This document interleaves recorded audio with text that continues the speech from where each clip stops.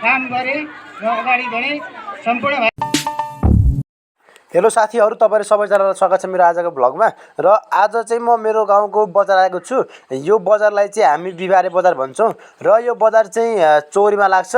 अनि सहरतिर चाहिँ कृषि थोक सब्जी मन्डी भन्ने गरिन्छ नि त, त्यस्तै हाम्रो पनि यहाँ गाउँतिरको बजार यस्तै हुन्छ।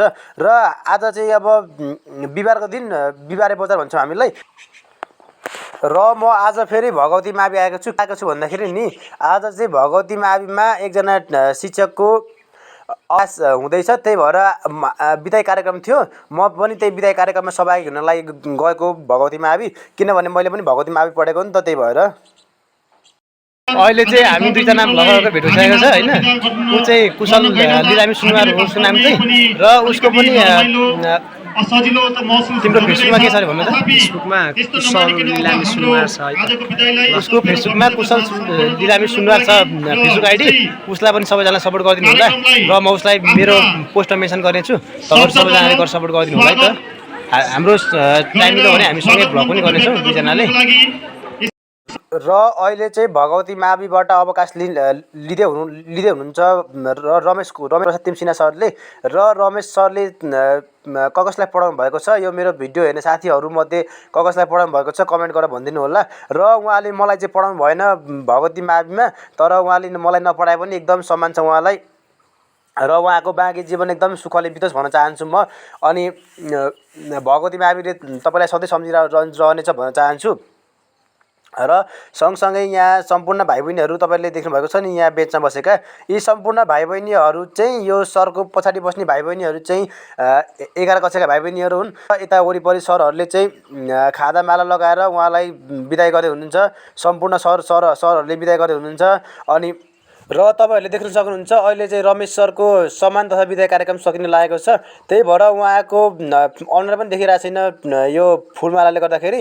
भाइ बहिनीहरूले अनि शिक्षकहरूले सम्पूर्णले यो फुलमाला लगाइदिनु भएको हो नि त, त्यही भएर उहाँको गर्दनभरि सबै फुलको मालाहरू छ। उहाँलाई यो सम्मानपूर्वक हो नि।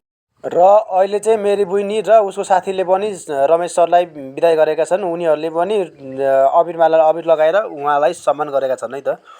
र अब चाहिँ फाइनल्ली मेरो पाला आएको छ। मैले पनि रमेश सरलाई अबिर लगाएर फुलमाला लगाएर उहाँको सम्मान गरेको छु।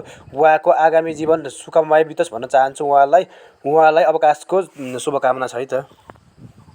र अब चाहिँ कक्षा 11बाट कक्षा 12मा गएका भाइ बहिनीहरूको पालो आएको छ।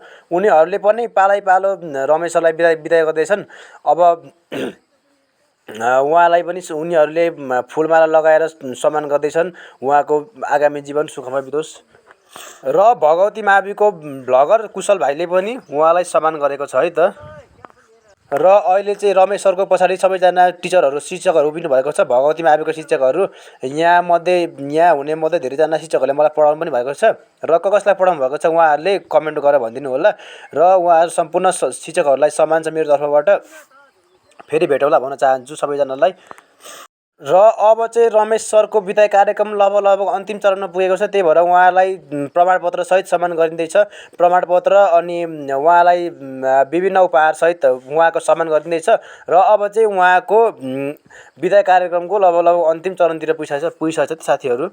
उहाँको भनाइ पनि सुन्नु होला। अहिले उहाँको भनाइ पनि छ।